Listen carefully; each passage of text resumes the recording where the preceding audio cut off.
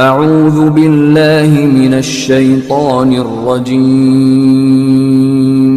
بسم اللہ الرحمن الرحیم۔ السلام علیکم، میں ہوں عاقب اتاری اور آپ کو خوابوں کی دنیا میں خوش آمدید کہتا ہوں۔ خوابوں کی دنیا میں آج ہم بات کریں گے خواب میں عام مکھی اور شہد کی مکھی دیکھنے کے حوالے سے۔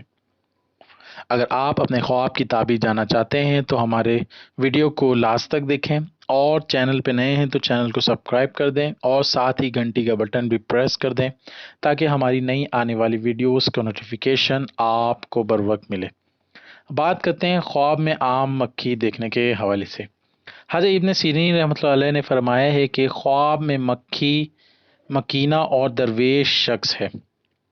اگر خواب میں دیکھے کہ مکھیاں اس پر جمع ہوئی ہیں یا اس کی آنکھ اور منہ میں جاتی ہیں تو دلیل ہے کہ صاحب خواب کسی مکینے شخص سے مال حاصل کرے گا لیکن نقصان پائے گا۔ اور اگر دیکھے کہ مکھی اس کے کان میں گھسی ہے تو دلیل ہے کہ کسی مکینے شخص سے بری بات سنے گا جس سے اس کا دل کوفتہ ہوگا، اور اگر دیکھے کہ مکھی کی آواز سنتا ہے تو دلیل ہے کہ لوگوں کو شور کرتا ہوا سنے گا۔ حضرت ابراہیم کرمانی رحمۃ اللہ علیہ نے فرمایا ہے کہ خواب میں مکھی حاسد اور کمینہ شخص ہے۔ اگر دیکھے کہ اس کے ارد گرد مکھیاں جمع ہوئی ہیں تو دلیل ہے کہ اس کا کام حاسد لوگوں سے پڑے گا۔ اگر کوئی شخص خواب میں دیکھے کہ اس کے گھر میں بہت سی مکھیاں پھرتی ہیں تو دلیل ہے کہ لوگ اس کی باتیں کریں گے، اور اگر دیکھے کہ اس کو مکھیاں کاٹتی ہیں تو دلیل ہے کہ کمینے لوگ اس کی خوشیوں پر حسد کریں گے۔ اگر کوئی شخص دیکھے کہ اس نے مکھی کو مارا ہے تو دلیل ہے کہ حاسدوں کو مغلوب کرے گا، اور اگر کوئی شخص خواب میں دیکھے کہ مکھیاں زمین کے نیچے جاتی ہیں تو دلیل ہے کہ حاسد اس کا جمع کیا ہوا مال لیں گے اور خزانہ کریں گے اور اس کو نقصان دیں گے۔ اب بات کرتے ہیں خواب میں شہد کی مکھی دیکھنے کے حوالے سے۔ حضرت ابن سیرین رحمۃ اللہ علیہ نے فرمایا کہ خواب میں شہد کی مکھی فراخ روزی مراد اور کماؤ عورت ہے۔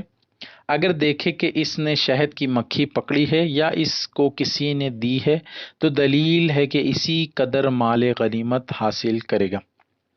حضرت جابر مغربی رحمۃ اللہ علیہ نے فرمایا ہے کہ اگر دیکھے کہ اس پر شہد کی مکھیاں جمع ہوئی ہیں اور اس کو کاٹتی ہیں تو دلیل ہے کہ رنج سے مال اور نعمت حاصل کرے گا۔